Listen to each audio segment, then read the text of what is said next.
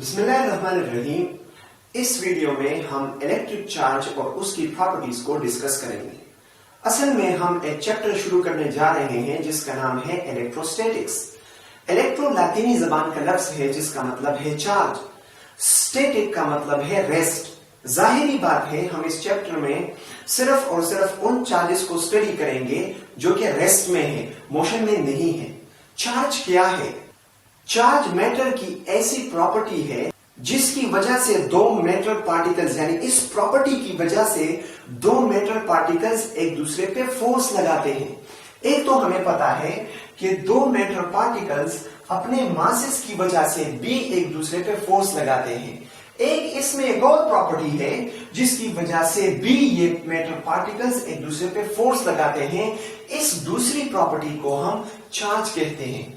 بہت سے تجربات کے بعد سائنسدانوں کو پتا چلا کہ یہ جو الیکٹرک چارج کی پراپرٹی ہے اس کی دو قسمیں ہیں، جس کو بنجامن فرینکلن نے، جو کہ امریکہ کا سائنسدان تھا، اس نے فرضی طور پر اپنے آپ سے ایک کو پازیٹیو اور دوسرے کو نیگیٹو کا نام دیا، جس کو ہم پلس اور مائنس سائن سے ظاہر کرتے ہیں۔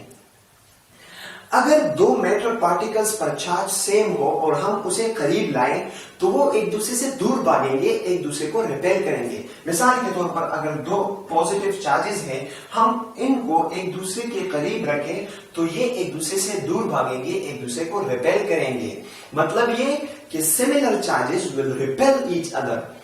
اگر ہم دو میٹر پارٹیکلز لیں اور اس پہ چارج ڈفرنٹ ہو تو وہ میٹر پارٹیکلز ایک دوسرے کے نزدیک جائیں گے، ایک دوسرے کو اٹریکٹ کریں گے۔ جیسے کہ یہاں پہ پازیٹیو اور نیگیٹو چارجز ہیں، اگر ہم ان کو قریب رکھیں تو یہ ایک دوسرے کے قریب جائیں گے اور ایک دوسرے کو اٹریکٹ کریں گے۔ ہمیں پتا ہے کہ تمام میٹر یہ ایک بنیادی اسٹرکچر سے بنا ہے جس کو ایٹم کہتے ہیں۔ ایٹم ایک فنڈامنٹل پارٹیکل نہیں ہے بلکہ یہ سب ایٹامک پارٹیکل سے بنا ہے۔ سب ایٹامک کا مطلب یہ ہے کہ ایٹم خود چھوٹے چھوٹے ذرات سے بنا ہے جن کی تین قسمیں ہیں اور ہم نے ان کو پروٹونز، نیوٹرون اور الیکٹرونز کے نام دیے ہیں۔ پروٹونز اور نیوٹرونز سینٹر میں موجود ہوتے ہیں، درمیان میں موجود ہوتے ہیں۔ اس سینٹر کو ہم نیوکلیس کہتے ہیں، جبکہ الیکٹرون اس کے ارد گرد، اس نیوکلیس کے ارد گرد گھومتے ہیں۔ پروٹون یا نیوٹرون کیوں نہیں گھومتے؟ اس لیے کہ پروٹون اور نیوٹرون الیکٹرون کے مقابلے میں بہت زیادہ بھاری ہے۔ بنجامن فرینکلن نے جس ٹائپ آف چارج کو پازیٹیو کا نام دیا تھا، بعد میں ہمیں پتا چلا کہ وہ چارج اس پروٹون پر موجود ہے، اور جس کو اس نے نیگیٹو کا نام دیا تھا، ہمیں پتا چلا کہ وہ الیکٹرون پر موجود ہے۔ نیوٹرون پر کوئی بھی چارج نہیں ہے۔ جب کسی پارٹیکل پہ چارج نہ ہو تو ہم کہتے ہیں کہ یہ نیوٹرل ہے۔ So neutron is a neutral particle. جب دو میٹر پارٹیکلز میں ڈفرنٹ چارجز ہو اور ان کا اماؤنٹ سیم ہو، یعنی اماؤنٹ چارجز کا سیم ہو لیکن ان کا ٹائپ، ان کا قسم ڈفرنٹ ہو، ایک پازیٹیو ہو ایک نیگیٹو ہو، لیکن دونوں کا اماؤنٹ سیم ہو، تو وہ ایک دوسرے کے ایفیکٹ کو کینسل کرتے ہیں، ایک دوسرے کے اثر کو ختم کرتے ہیں۔ یہ ایسا ہی ہے جیسے یہاں پہ چارج موجود ہی نہیں۔ پروٹون پہ جتنا پازیٹیو چارج ہے اتنا نیگیٹو چارج الیکٹرون پر ہے، اور ہمیں پتا ہے کہ پروٹون اور الیکٹرون کی تعداد ایک ایٹم میں برابر ہوتی ہے۔ Atom as a whole neutral ہے۔ اس کا مطلب یہ ہے کہ پروٹون جتنا پازیٹیو چارج ایٹم میں موجود ہے اتنا نیگیٹو چارج بھی موجود ہے، تو یہ ایک دوسرے کے ایفیکٹ کو ختم کرتے ہیں، کینسل کرتے ہیں۔ اگر ہم اپنے ماحول پہ نگاہ ڈالیں، چاروں طرف ہمارا میٹر ہے، لیکن بجلی کے علاوہ ہم چارج کو اتنا ایکسپیرینس نہیں کرتے۔ کیوں؟ یہ اس لیے کہ میٹر جس فنڈامنٹل پارٹیکل سے بنا ہے وہ نیوٹرل ہے، جس کی وجہ سے تمام کا تمام میٹر وہ نیوٹرل ہوتا ہے۔ اب اگر ہم چاہتے ہیں کہ کسی باڈی میں، کسی میٹر میں چارج پیدا ہو تو ہم کیا کریں گے؟ ہم اس کی نیوٹرلٹی کو ڈسٹرب کریں گے۔ مثال کے طور پر اگر میں چاہتا ہوں کہ گلاس راڈ میں لے لوں، میں چاہتا ہوں کہ اس میں چارج پیدا ہو جائے، تو میں کیا کروں گا؟ میں اس کی چارجز کو، میں اس کی نیوٹرلٹی کو ڈسٹرب کروں گا۔ نیوٹرلٹی کو ڈسٹرب کرنے کا یا چارج کو پیدا کرنے کا کامن طریقہ ربنگ ہے۔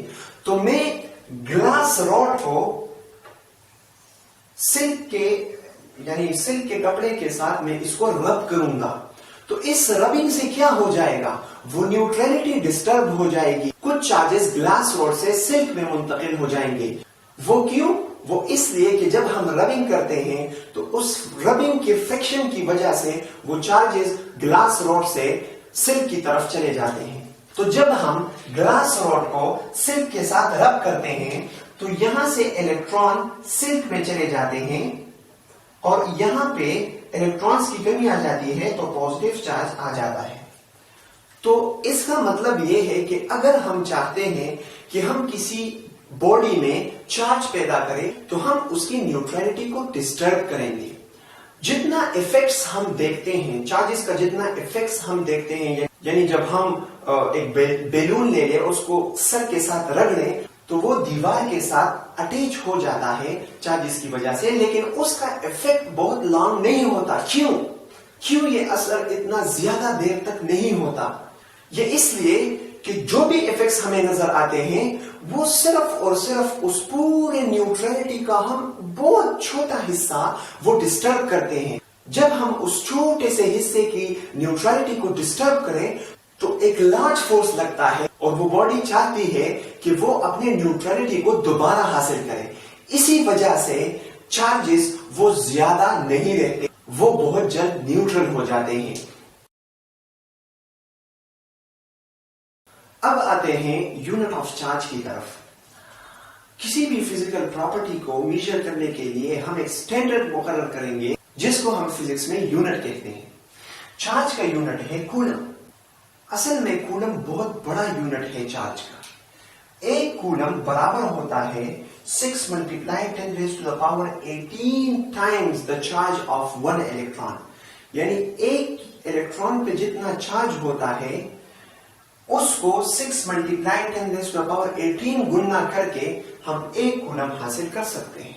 चार्ज को मेजर करना बहुत मुश्किल काम है, इसलिए हम इलेक्ट्रिक करंट की वजह से चार्ज को मालूम करते हैं, यानी पर सेकंड, एक सेकंड में कितना चार्ज फ्लो हुआ है, इसकी बुनियाद पे, इसकी वजह से हम चार्ज को मालूम कर सकते हैं। So this N easiest way of finding charge. In terms of current हम चार्ज को मालूम करते हैं क्योंकि करंट मेजर करना किसी सर्किट में बहुत ज्यादा आसान होता है और उसके लिए एक डिवाइस भी है एमीटर। तो एमीटर के जरिए से करंट मेजर करना बहुत ज्यादा आसान है और करंट के जरिए फिर हम चार्ज को मालूम कर सकते हैं। So this is for today, thanks for watching.